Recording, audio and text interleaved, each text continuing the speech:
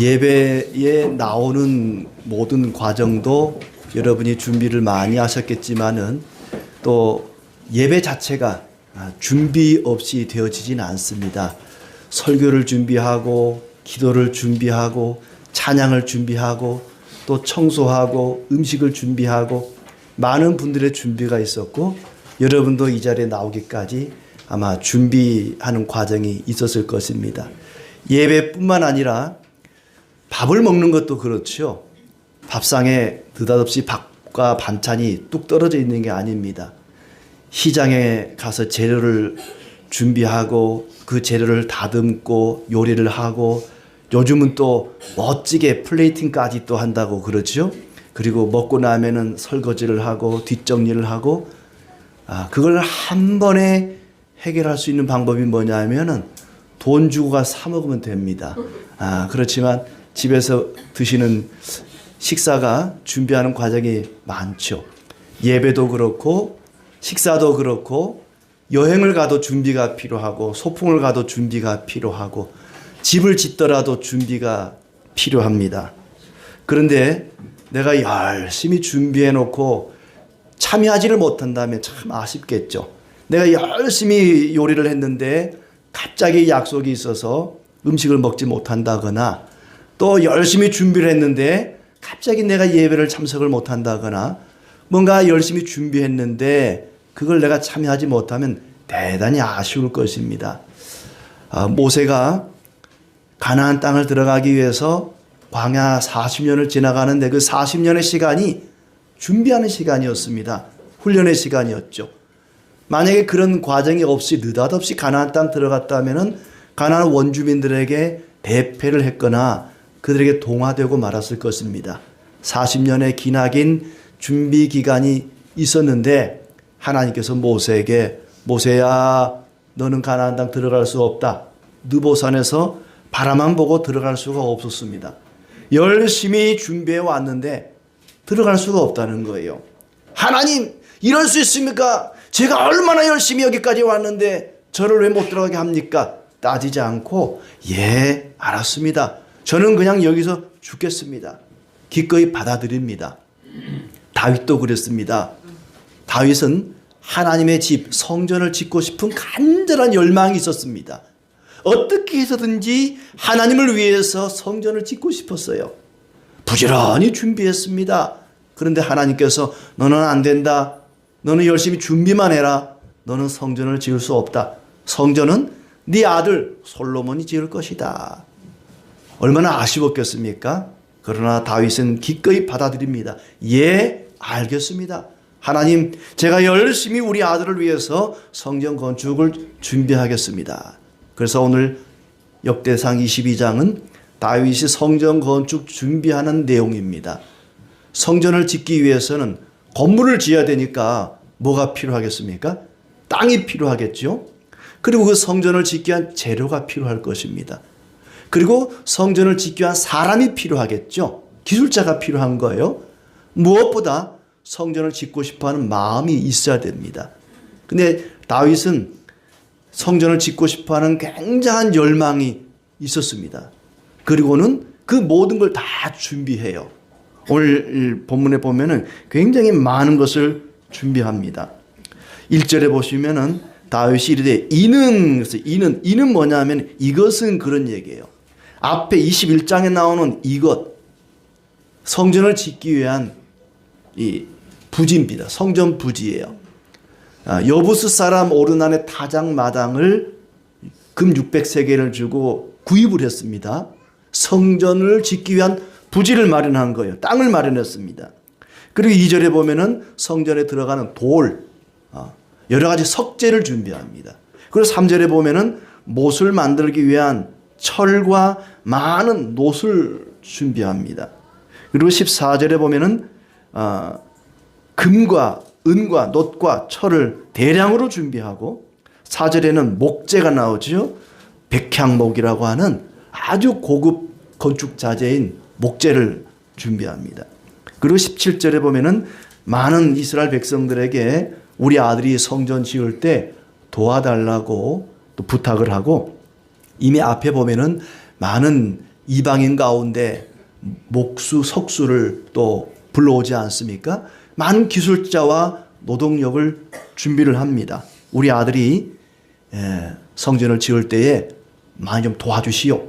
그때 나는 죽고 없을 텐데 하나님이 우리 이스라엘에게 평안을 주지 않았습니까? 그러니 하나님을 위해서 집을 지을 때 여러분들이 우리 아들을 좀 잘 도와주시오 하고 많은 사람들에게 부탁을 합니다. 그리고 7절에 보면은 다윗이 이런 말을 하죠. 내 하나님 여호와의 이름을 위하여 성전을 건축할 마음이 있었으나 성전을 건축하고 싶은 마음도 있었습니다. 그러니까 다윗은 성전을 지을 수 있는 모든 걸 다 준비를 한 거예요. 그리고 이제 아들에게 부탁을 하죠. 본인이 마음 가지고 있으면 소용이 없죠. 자기는 죽으면 없어지니까 아들에게 성전 짓고 싶은 마음이 있어야 될 것 아닙니까? 그래서 죽기 전에 아들에게 유언을 남깁니다. 6절에 보면 다윗이 그의 아들 솔로몬을 불러 이스라엘 하나님 여호와를 위하여 성전 건축하기를 부탁했다. 아들아, 내가 죽고 나가든 꼭 성전을 좀 지어다오. 내가 여기에 필요한 모든 재료와 사람과 재물을 준비해 놓으마. 너는 건축만 하면 된다. 이렇게 준비를 합니다. 그리고 이 앞장들에 나오는 내용은 뭐냐면은 주변 나라와의 전쟁을 통해 주변 나라들 다 복속시킵니다. 왜냐하면은 성전을 건축을 하는데 외적이 침략을 하면 지을 수가 없잖아요. 건물 짓고 있는데 전쟁이 나와보세요. 건물 지을 수 있는지 중단하고 다 가서 싸워야 할 것 아닙니까? 그러니까 성전을 지을 때 전쟁이 나지 않도록 다윗이 주변 나라들을 다 복속을 시킵니다. 모압과 암몬과 에돔과 블레셋과 아말렉과 모든 이스라엘을 괴롭히는 나라들을 다 이렇게 잠잠하게 더 이상 괴롭히지 못하도록 그들을 복속을 시키죠. 모든 것을 다 완벽하게 준비해 놓은 것입니다. 다윗이 많은 것을 준비했습니다. 아주 치밀하게 준비를 했습니다. 그리고 솔로몬에게 하신 하나님의 약속을 또 전달을 하지요. 10절에 보면 그가 내 이름을 위하여 성전을 건축할지라 그는 내 아들이 되고 나는 그의 아버지가 되어 그 나라 왕위를 이스라엘 위에 굳게 세워 영원까지 이르게 하리라. 하나님께서 솔로몬에게 하신 약속의 말씀도 아버지가 아들에게 이제 전달을 합니다. 그는 내 아들이 되고 나는 그의 아버지가 될 것이다. 그의 왕위가 영원할 것이다. 그러니 성전을 건축하라 하는 얘기죠. 왜 이렇게 다윗은 성전 건축을 위해서 많은 것을 준비했을까?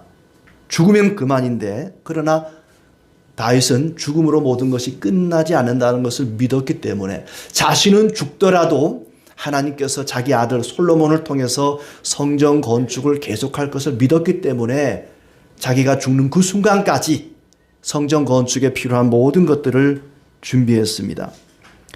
그가 그렇게 열심히 준비한 것은 5절에 보면은 자기 아들이 너무 어리고 미숙하기 때문에 아마 다윗이 죽을 무렵에 솔로몬의 나이가 10대 후반에서 20대 초반 정도로 추정이 됩니다. 아직 어리기 때문에 5절에 글이 되어 있죠. 내 아들 솔로몬은 어리고 미숙하여 여호와를 위하여 미숙하고 여호와를 위하여 건축할 성전은 극히 웅장하기 때문에 우리 아들을 위해서 내가 열심히 준비해 놓지 않으면 우리 아들이 왕이 된 다음에 재료 준비하느라고 시간을 다 소진할 것 아닙니까? 그래 재료 준비할 시간을 단축시키기 위해서 아들을 위해서 열심히 재료를 준비했다는 것입니다.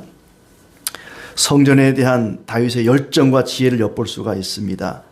그것은 곧 성전 되시는 예수님과 그의 몸인 교회를 위한 우리의 열정을 생각할 수가 있습니다. 다윗은 준비할 수 있는 모든 것을 차질 없이 잘 준비를 했습니다. 사실 하나님께는 집이 필요 없습니다. 하나님은 어떤 공간에 갇혀 계시는 분이 아니기 때문에 하나님은 집이 필요 없어요. 사람은 몸을 갖고 있기 때문에 집이 필요하지만 하나님께는 집이 필요 없습니다. 17장 6절에 보면은 너희가 어찌하여 내 백향목 집을 건축하지 아니하였느냐고 말하였느냐. 하나님께서 내가 너희에게 언제 내 집 안 지어준다고 서운하다고 말한 적이 있느냐? 나는 집이 필요 없다. 이 장막 저 장막 이 성막 저 성막에 거하는 나에게는 집이 별도로 필요 없다. 집이 필요 없는데도 불구하고 하나님께서는 왜 성전 건축할 준비를 다윗에게 허락하신 것일까? 그것은 성전을 통해서 하나님의 모습을 드러내기 원하셨기 때문입니다. 하나님은 다윗을 통해 준비되고 솔로몬을 통해 건축된 그 성전을 통해서 하나님 당신의 모습을 드러내기를 원하십니다. 교회와 성도도 마찬가지입니다.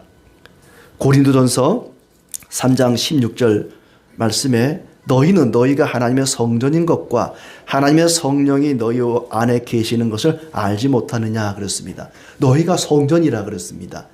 예수님이 성전이시고 예수님이 함께 하시는 우리 각 성도들이 성전입니다. 예수 그리스도와 그의 몸된 교회가 바로 성전입니다. 이 건물이 공간이 아니라 우리 한 사람 한 사람이 성전의 어떤 재료를 다 구성하고 있는 것이죠. 1절에 보시면 아직 성전이 지어지기 전인데 이는 여호와의 하나님의 성전이요 그랬습니다. 그 터만 보고 땅만 놓고 이것이 하나님의 성전이라 그랬습니다. 하나님의 성전이 무엇입니까? 하나님이 함께 하시는 곳이 하나님의 성전입니다.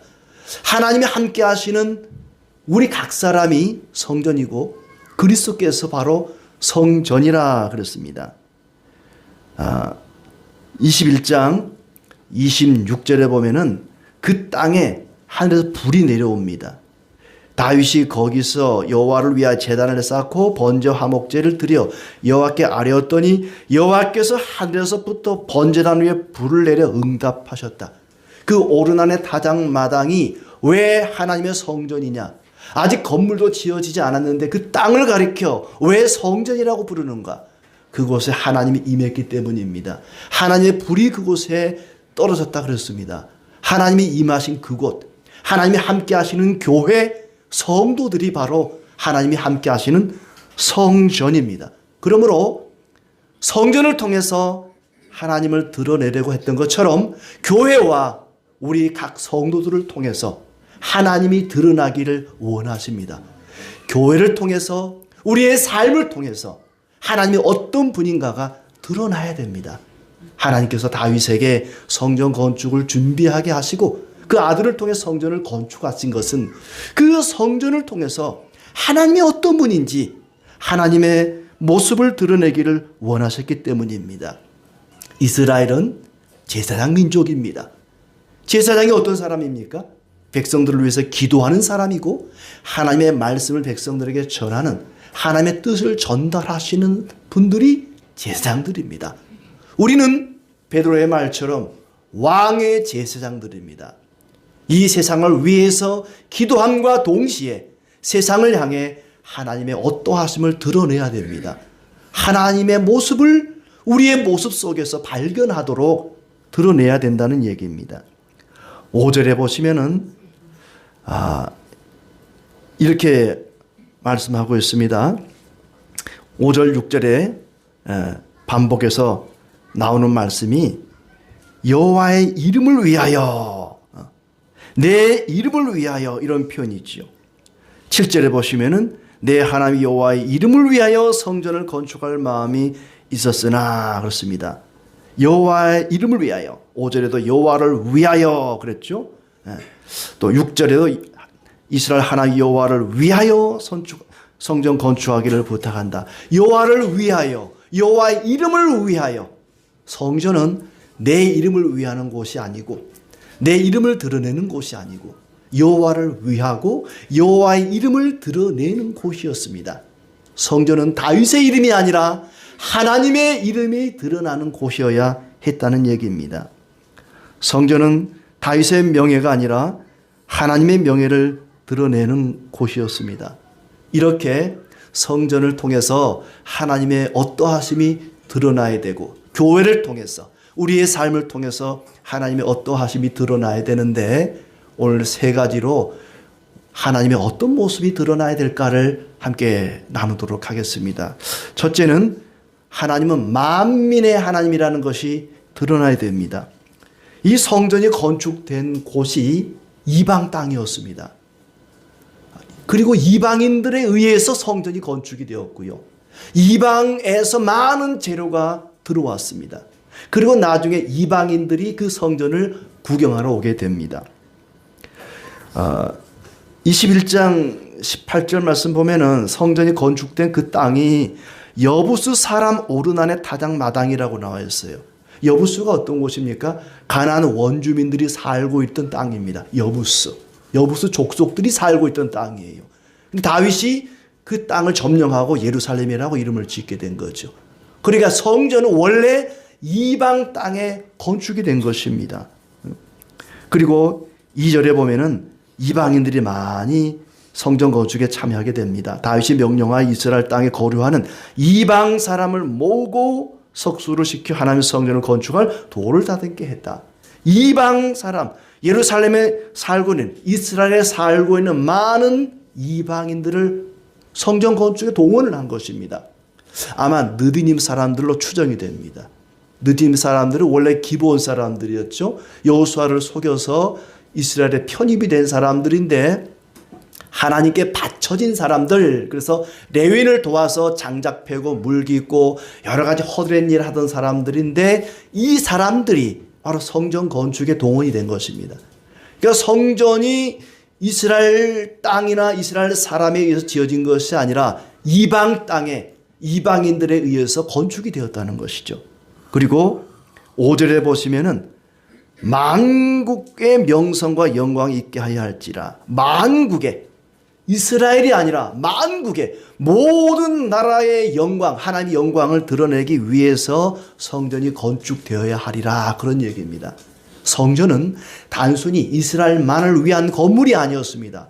만국을 위한 그런 하나님의 집이었다는 얘기입니다. 만국의 명성과 영광이 있게 하여야 하리라. 성전이 웅장하고 장엄하고 화려하고 아름답게 건축된 것은 만국의 모든 나라의 하나님의 영광이 드러나기 위해서 그랬다는 얘기입니다. 그리고 이방인이 그곳에 와서 하나님을 만나고 하나님을 알고 하나님을 섬기기 위해서 성전이 건축되었다. 그걸 위해 다윗이 열심히 열정을 가지고 성전 건축을 준비했다는 얘기입니다. 성전은 만국을 위한 하나님의 집입니다. 그래서 이사야도 그렇고 예수님도 그 말씀을 인용했듯이 내 집은 만민이 기도하는 집이라. 만민이 기도하는 집이다. 기도에 방점을 찍을 것이 아니라 만민에다가 방점을 찍어야 됩니다. 하나님의 집은 만민이 기도하는 집이다. 이스라엘만이 기도하는 집이 아니라 만민이 기도하는 집이다. 이방인들이 와서 감탄하고 찬양하고 하나님께 영광을 돌릴 수 있도록 그렇게 어떤 건물보다 웅장하고 화려하고 아름답게 만들어라. 역대하 9장, 역대하 9장에 보면은 스바 여왕이 솔로몬의 명성을 듣고 찾아옵니다. 그리고 그 성전을 보고 이렇게 이야기를 하죠. 4절에 보니까 그의 상의 음식물과 그의 신하들의 좌석과 그의 신하들이 도열한 것과 그들의 공복과 술관원들과 그들의 공복과 여호와의 전에 올라가는 층계를 보고 정신이 황홀하여 그랬습니다. 시바의 여왕이 찾아와 가지고는 성전에 올라가는 층계를 보고 얼마나 감탄을 했는지 그 정신이 혼미했다, 황홀했다 그랬어요. 성전이 그만큼 멋지게 화려하게 지어졌다. 이방인인 이 시바의 여왕이 찾아와서 성전의 층계를 보고 황홀했다 그랬습니다. 그리고 하는 얘기가 왕께 말하되 내가 내 나라에서 당신의 행위와 당신의 지혜에 대하여 들은 소문이 진실하도다. 내가 그 말을 믿지 아니하였더니 이제 와서 본즉 당신의 지혜가 크다 한 말이 그 절반도 못되니 당신은 내가 들은 소문보다 더하도다 하면서 축복하고 칭찬하고 8절에는 당신의 하나님 여호와를 송축할지로다 하면서 하나님을 찬송합니다. 결국에는 이 시바의 여왕 이방인이 찾아와서는 성전을 보고 감탄하고 하나님을 송축합니다. 고로 성전은 이스라엘만을 위한 그런 집이 아니라 이방인을 위한, 만민을 위한 그런 하나님의 집이다. 만민이 와서 하나님을 알고 만나고 하나님께 감사와 찬송을 드리게 하기 위해서 그렇게 지었다는 얘기입니다. 하나님께서 이스라엘에게 평안과 복을 주시고 성전을 건축하게 하신 것은 잘 먹고 잘 사고 잘 살고 부강한 나라로 살게 하기 위함이 아니라 그를 바라보고 많은 이방인들이 찾아와서 하나님을 알고 믿고 섬기고 구원의 은총을 받을 수 있도록 만국을 위해서 성전 건축을 지시하신 것입니다. 교회도 마찬가지입니다. 교회는 우리끼리 모여서 지지고 볶고 잘 먹고 잘 살기 위해서 모인 것이 아닙니다. 만국을 위한 성전입니다. 누구든지 교회에 들어올 수 있어야 됩니다. 누구든지 우리의 모임 가운데 들어올 수 있어야 됩니다. 어떤 사람도 제한해서는 안 됩니다. 교회가 저 숲속에 산속에 절간처럼 파묻혀 있는 것이 아니라 세상 속에 이 도심 한복판에 있는 것은 왜 그렇겠습니까? 세상 사람들이 누구든지 교회를 찾아올 수 있도록 우리의 모임 가운데 들어올 수 있도록 항상 문이 열려져 있는 그런 교회가 하나님께 바람직한 하나님의 성전과 같은 교회인 것입니다. 가끔 교회 가면은 입구에 신천지 출입금지라고 써 있습니다. 우리 교회는 그런 거 없습니다. 신천지도 좋습니다. 다 오라고 하세요. 그 정도 교리를 이길 수 없는 우리는 그런 교회가 아닙니다. 우리 한길교회 성도들 정도면요. 신천지 이 대표를 만나도 이길 수 있는 그런 능력들이 다 있지 않습니까? 예. 신천지 출입금지. 누구도 교회는 출입을 금지시킬 필요가 없습니다. 누군지 와서 우리가 그들을 변화시켜야 되지 않겠습니까? 교회는 누구도 제한할 수가 없습니다. 누구든지 올 수 있는 곳이 교회입니다. 교회가 우리끼리만 지지고 볶고 놀고 먹고 살자. 그렇게 폐쇄적이면요. 세상 사람들이 보고 손가락질합니다. 교회는 자기밖에 모른다고. 지들밖에 모른다고. 이 집단이라고 손가락질하지 않겠습니까? 누구에게나 복음을 전해야 되고 누구나 우리의 모임 가운데 들어올 수 있게 해야 됩니다. 세상 사람들이 교회에 와서 하나님을 알고 만나고 믿고 구원을 얻게 하는 것이 그것이 우리의 사명이고 성전의 역할이었던 것입니다. 그러기 위해서는 우리가 친절을 베풀고 품위 있고 고상하게 말하고 우리 얼굴 표정도 항상 밝고 환하고 웃고 우리 얼굴이 막 찡그리고 인상 쓰고 다니면 세상 사람들이 보고 아이고 하나님은 저렇게 무서운 분이신가 보다. 하나님은 저렇게 막 화나 있는 분인가 보다. 하나님을 오해하지 않겠습니까? 우리가 항상 웃고 밝고 환하게 지내면은 아 하나님이 저런 분인가 보다. 그렇게 생각하지 않겠습니까? 성전인 교회와 우리 각 사람의 모습이 솔로몬의 성전의 그 아름답고 화려한 모습처럼 그렇게 존귀하고 품 있는 성도로 살아가시기를 진심으로 축복합니다. 두 번째로 왜 하나님께서 솔로몬에게 성전을 건축하고 다윗에게는 성전 건축을 준비하라고 말씀하셨는가? 그것은 평강의 하나님을 드러내기 위함입니다. 성전에 대한 다윗의 열정은 둘째가라면 서러울 정도로 다윗은 성전에 대해 대단한 열정과 지혜를 가지고 있었습니다. 하나님도 그걸 모를 리가 없지 않겠습니까? 하나님께서 성전을 향한 다윗의 그 열망을 알면서도 왜 다윗에게 성전 건축을 허락하지 않았을까? 다윗아, 너는 안 된다. 단호하게 거절했습니다. 다윗은 성전 건축하고 싶은 마음은 있었습니다. 그럼에도 불구하고 성전 건축이 허락되지 않은 것은 오늘 8절 말씀에 보면은 여호와의 말씀이 내게 임하 이르시되 너는 피를 심히 많이 흘렸고 크게 전쟁하였느니라. 네가 내 앞에서 땅에 피를 많이 흘렸은즉 내 이름을 위하여 성전을 건축하지 못하리라 그렇습니다. 피를 너무 많이 흘리고 전쟁을 너무 많이 했기 때문에 다윗에게는 성전 건축이 허락되지 않았다는 얘기입니다. 좀 이상하지 않습니까? 전쟁 자체가 잘못된 건 아니죠. 아니, 적군이 쳐들어오면 왕으로서 맞서 싸워야 되는 거 당연한 것 아니겠습니까? 다윗이 적군을 물리친 전쟁을 보면요, 선제 공격한 게 없습니다. 하나같이 적군이 공격해 올 때 방어하는 전쟁을 합니다.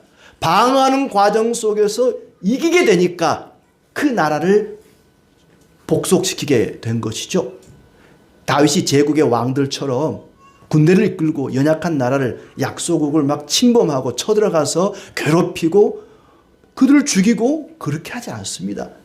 한결같이 적들이 먼저 공격을 해올 때 다윗은 방어하는 전쟁을 합니다. 또한 이 전쟁을 통해서 백성들과 함께 힘을 합쳐서 적군을 물리치고 그들의 많은 물자를 또 획득함으로써 그걸 가지고 나중에 성전 건축하는 재료를 삼지 않습니까?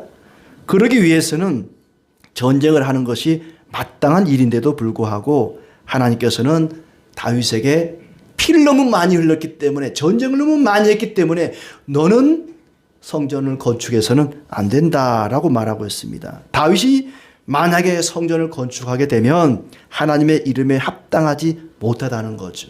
하나님의 이름에 대해서 오해를 하게 된다는 얘기입니다. 다윗이 성전을 건축하게 되면은 하나님의 이름에 흠집이 난다는 것이에요. 하나님은 평강의 하나님입니다. 평강의 하나님인데 전쟁의 사람 다윗이 성전을 건축하면 하나님의 이름이 전쟁의 하나님으로 소문이 날 수 있다는 거예요. 하나님의 이름은 평강의 하나님으로, 평화의 하나님으로 드러나야 됩니다. 그런데 다윗이 피를 많이 흘린 전쟁의 사람 다윗이 성전을 건축하면 하나님의 이름이 파괴자로, 전쟁의 신으로 세상에 알려지기 때문에 하나님의 성전은 다윗이 지으면 안 된다. 반드시 평화의 사람 솔로몬이 지어야 된다. 솔로몬, 그 이름 자체가 평화의 사람입니다. 살롬, 살롬에서 솔로몬의 이름이 나오지 않았겠어요? 원래 솔로몬의 이름은 하나님이 사랑하신다는 뜻을 가진 여디디아입니다. 원래 본명을 놔두고 솔로몬이라고 이름을 지었습니다. 평화의 사람이 성전을 지어야 그 성전을 바라보고 그 성전을 찾아오는 사람들이 하나님을 평화의 하나님으로 알게 된다는 것이지요. 평화의 사람이 지음으로 평화의 하나님인 것을 드러내야 되기 때문에 전쟁의 사람, 피를 많이 흘린 다윗은 성전 건축에 합당하지 않다는 것입니다. 만약에 다윗이 성전을 지으면 하나님의 이름이 왜곡된다는 것입니다. 하나님의 이름에 대해서 사람들이 오해한다는 거예요. 전쟁의 신, 파괴의 신으로 알 수 있다는 거죠. 하나님은 자신이 전쟁의 신으로 파괴자로 알려지는 것을 원하지 않으셨습니다. 그래서 평화의 사람 솔로몬에게 성전 건축을 맡기게 된 것입니다. 다윗은 솔로몬이 더 이상 전쟁을 하지 않도록 모든 주변 나라들을, 그들을 괴롭히는 적들을 복속시키는 작업을 하지 않습니까? 다윗이 만약에 성전을 지으면은 사람들이, 이방인들이 오해를 하게 된다. 하나님은 자신의 이름을 위해서 성전을 짓게 합니다. 교회가 폭력과 전쟁과 테러에 앞장선다면 세상 사람들이, 이방인들이 오해를 하게 될 것입니다. 저들이 섬기는 하나님은 저런 무서운 분인가 보다. 전쟁의 신인가 보다. 폭력의 신인가 보다. 교회가 몽둥이를 들고 세상을 향해 나아간다면 세상은 하나님에 대해서 오해하게 될 것입니다. 하나님을 섬기는 나라가 이방인을 향해서 포탄을 쏟아붓고 미사일을 쏘고 전쟁을 일으킨다면 그들은 하나님을 증오하게 될 것입니다. 교회는 나누고 섬기고 손해를 보고 그렇게 평화의 사도 역할을 감당해야 됩니다. 그래야만 세상 사람들이 우리가 믿고 섬기는 하나님이 평화의 하나님, 평강의 하나님인 것을 알게 될 것입니다. 세 번째로, 성전을 통해서 하나님은 구원의 하나님인 것을 드러내기를 원하셨습니다. 성전이 지어진 그 자리, 오르난의 타작마당은 하나님의 진노가 멈춘 곳입니다. 다윗이 정말 하나님 앞에 잘했거든요. 근데 큰 잘못을 하나 저질렀어요. 물론 다른 잘못도 많았지만은 백성들의 숫자를 센 겁니다. 왕이 되어서 자기 백성의 숫자를 세는 것은 당연한 일이죠. 세금을 거둬들이기 위해서 또 군사력을 정비하기 위해서 당연히 숫자를 세야겠지만은 하나님이 다스리시는 하나님 나라에서 왕이 백성의 숫자를 셌다는 것은 하나님을 의지하기보다는 군사력을 의지하려고 하는 그런 교만한 마음이 파고들었다는 것입니다. 하나님은 그것을 죄로 여겼습니다. 네가 내 앞에서 악을 행하였구나. 그럴 때 하나님 앞에 즉각 엎드려서 회개하지요. 하나님께서는 죄를 범한 다윗에게 세 가지 중에 하나 고르라 그럽니다. 3년 기근을 겪을래, 석 달 동안 칼에 쫓겨 다닐래, 3일 동안 전염병을 앓을래. 네. 선생님 말 안 듣는 오늘 떠든 아이들 해가지고 운동장 10바퀴 돌래, 토끼띠 50개 할래, 엉덩이 10대 맞을래, 셋 중에 하나 골라. 그거 똑같은 거예요. 하나님께 다윗이 하나님 기왕이면 하나님께 맞고 싶습니다. 그래서 제일 짧은 거 3일 전염병 그걸 선택을 해서 7,000명이나 죽음을 당하게 됩니다. 많은 사람들이 죽게 되었는데 다윗이 하나님께 회개하죠. 하나님, 죄는 제가 지었는데 왜 백성들이 죽어야 됩니까? 이 백성들을 살려주시고 차라리 저와 우리 집안을 벌하여 주십시오. 회개했더니 하나님께서 그러면 이 오르난의 타작마당에 제단을 쌓으라. 멀리 기본까지 가면은 전염병이 더 확산되니까 여기서 빨리 제단을 쌓으라. 곧바로 오르난에게 땅을 사서 하나님 앞에 번제와 화목제를 드리게 되고 21장 27절에 보면은 바로 칼을 칼집에 천사가 꽂았다라고 말합니다. 하나님의 진노가 그곳에 멈추었습니다. 용서의 하나님, 하나님께서 그들을 더 이상 벌하지 않고 하나님의 진노가 멈춘 그곳에 성전이 세워졌다는 것입니다. 성전을 통해서 대속의 제물을 통해서 하나님은 더 이상 그들을 벌하지 않고 그들을 용서하십니다. 즉각적인 회개를 통해서 하나님의 용서를 받은 곳에 하나님의 성전이 세워졌다는 것입니다. 그리고 다윗은 솔로몬에게 하나님의 율법을 잘 지키라고 명령을 내리지요. 13절에 보니까 그때 네가 만일 여호와께서 모세를 통하여 이스라엘에게 명령하신 모든 규례와 법도를 삼가 행하면 형통하리니 강하고 담대하여 두려워하지 말고 놀라지 말라. 네가 하나님 율법을 잘 지켜라. 그러면 하나님께서 너에게 형통케 할 것이다. 성전 건축했으니 이제는 내 마음대로 죄를 범하고 살아도 되겠다. 그런 마음 갖지 말라는 것이죠. 왜 다윗이 이런 말을 했을까? 다윗 자신이 몸소 겪은 일이기 때문입니다. 다윗이 하나님의 율법을 어김으로 굉장한 쓰라린 아픔을 겪게 되었습니다. 우리아의 아내 밧세바를 간음하고 그 우리아를 적의 칼을 빌려 죽입니다. 간음죄를 짓고 살인죄를 지은 거예요. 율법을 어긴 거잖아요. 그리고 그 집안의 칼이 떠나지 않습니다. 그렇게 태어난 아이가 죽고 자기 아들 압살롬이 아버지 목에 칼을 겨둡니다. 반란을 일으키지 않습니까? 그러다가 죽습니다. 압살롬이 비참하게 죽습니다. 아들이 아버지보다 먼저 죽는다는 것은 정말 고통스러운 일이 아니겠습니까? 압살롬아, 압살롬아, 차라리 내가 죽어야 되는데 네가 죽었구나. 그런 고통이 따랐습니다.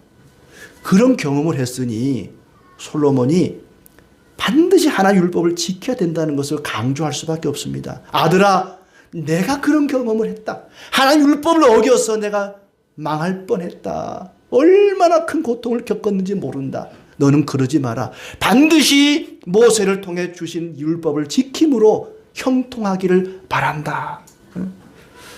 그렇게 솔로몬이 성전을 건축하고 하나님 말씀을 따라 살기를 간절히 바랬던 것입니다. 하나님은 이스라엘이 부강한 나라가 아니라 거룩한 나라가 되기를 원하셨습니다. 성전이 귀한 것은 금으로 만들어졌기 때문에 귀한 것이 아니라 그곳에 하나님이 계시고 하나님의 말씀이 있기 때문에 귀한 것입니다. 다윗은 이스라엘이 그리고 솔로몬이 하나님의 말씀에 따라 거룩하게 살아감으로 형통하기를 바랬습니다.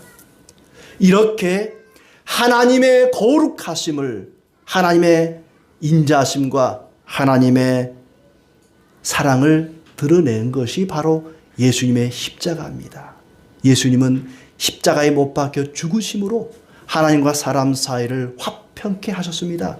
중보자 역할을 감당하셨습니다. 예수님이야말로 하나님이 어떤 분인가를 분명하게 드러내셨습니다. 십자가 위에 죽으심으로 평강과 구원의 하나님을 드러내셨습니다. 그리고 사흘 만에 다시 살아나심으로 생명의 주인이신 하나님을 드러내셨습니다. 그 개그맨 심영래 씨가 자기 고향 충청도 고향 마을에 찾아갔더니 할머니 세 분이 이 고소를 치고 있더래요. 그 중에 한 할머니가 처음 교회를 갔다 왔대요. 처음 교회를 갔다 와가지고는 하는 소리가 예수가 죽었디야 그러더래요. 옆에 있던 할머니가 어째 죽었디야 그랬더니 못에 찔러 죽었디야. 그랬더니 옆에 있던 할머니가 아유 나 그 양반 그럴 줄 알았어 그러더래요. 그랬더니 또 할머니가 아니 근데 예수가 누구요? 그러더래요. 그랬더니 교회 갔다 온 할머니가 우리 며느리가 아버지 하는 거 보니까 나 사돈인가비요 그러더래요. 그러자 이 할머니가 하는 소리가 아니 사돈이 죽었으면 가봐야지 그러더래요. 아니요 갈 것 없어 다시 살았디야 그러더래요. 예수님은 십자가에 죽으셨지만 다시 살아나심으로써 하나님이 평강과 구원의 하나님이시고 생명의 하나님이신 것을 드러내셨습니다. 이스라엘 백성들이 바벨론 포로에 잡혀갔다가 돌아왔습니다. 귀환했습니다. 그들을 향해서 역대상 말씀이 기록이 되었습니다. 여러분 성전을 다시 회복시켜야 됩니다. 성전을 다시 지어야 됩니다. 그리고 우리가 다윗의 말처럼 하나님의 율법대로 살아 형통하게 살아야 됩니다. 그러나 그 이후에 회복된 수룹바벨 성전이나 헤롯 성전이나 지금은 없습니다. 이슬람 사원이 되어 있습니다. 그러나 진정한 성전 되신 예수 그리스도께서 이 땅에 오신 것입니다. 더 이상의 성전은 필요 없습니다. 예수님이 성전이시고 그의 몸인 교회가 성전입니다. 이제는 우리가 하나님의 어떠하심을 드러내야 됩니다. 교회와 성도는 하나님이 어떤 분인가를 드러내야 됩니다. 하나님은 만민을 사랑하시는 분이요 평강과 구원의 하나님인 것을 드러내야 됩니다. 구원받은 자로서 거룩하게 살아감으로 하나님이 구원의 하나님이라는 것을 드러내야 됩니다. 교회 건물을 통해서가 아니라 교회를 이루고 있는 우리의 삶을 통해 우리의 모습을 통해 하나님의 어떠하심을 드러내야 됩니다. 하나님의 영광을 드러내야 됩니다. 빛과 소금의 역할을 감당하는 것이 바로 하나님의 영광을 드러내는 것입니다. 마태복음 5장 16절에 이같이 너희 빛이 사람 앞에 비치게 하여 그들로 너희 착한 행실을 보고 하늘에 계신 너희 아버지께 영광을 돌리게 하라. 우리의 착한 행실을 통해서 세상 사람들이 하나님께 영광을 돌리게 하라는 것입니다. 우리의 선한 행실을 통해서 세상 사람들은 하나님은 저런 분이구나. 하나님은 평강의 하나님이시고 구원의 하나님이시고 사랑의 하나님이시구나. 거룩하신 분이구나. 하나님을 알게 될 것입니다. 우리 자녀들에게도 우리가 맨날 자녀들에게 욕을 하면 하나님은 욕쟁이로 할 것 아닙니까? 교회에서 집사라 그러고 목사라 그러면서 우리가 욕을 하면 하나님을 욕쟁이로 할 것 아닙니까? 자기 안에 있는 욕심, 탐욕과 싸워야지 남편과 자식하고 싸우지 마세요. 하나님을 오해할 수가 있습니다. 제자는 태어나는 것이 아니라 만들어진다는 말이 있습니다. 우리의 삶 속에서 훈련을 통해 그리스도의 신실한 제자로 빚어지기를 바랍니다. 우리가 예수를 믿기 전에는 십자가를 바라보고 삽니다. 그러나 예수를 믿고 난 다음에는 십자가를 짊어지고 살아갑니다. 여러분이 속해 있는 가정이 되었던 학교가 되었던 어떤 공동체가 되었던 어려운 일은 내가 하겠다고 십자가를 지십시오. 그럴 때 우리를 통해서 사람들은 하나님께 영광을 돌릴 것입니다. 교회 주변에 또 성도들의 가정 주변에 여러분의 사업장 주변에 눈이 왔는데 그대로 쌓여 있다거나 쓰레기가 굴러다닌다는 것은 우리에게 큰 수치입니다. 하나님의 사람이라면 우리가 앞장서서 남들이 하기 싫어하는 거, 어려운 것, 그걸 잘 감당해야 됩니다. 우리의 선한 행실을 통해서 하나님의 영광이 나타날 것입니다. 그렇게 우리의 삶을 통해 하나님의 영광을 드러내고 형통하고 존귀한 하나님 백성으로 살아가시기를 진심으로 축복합니다.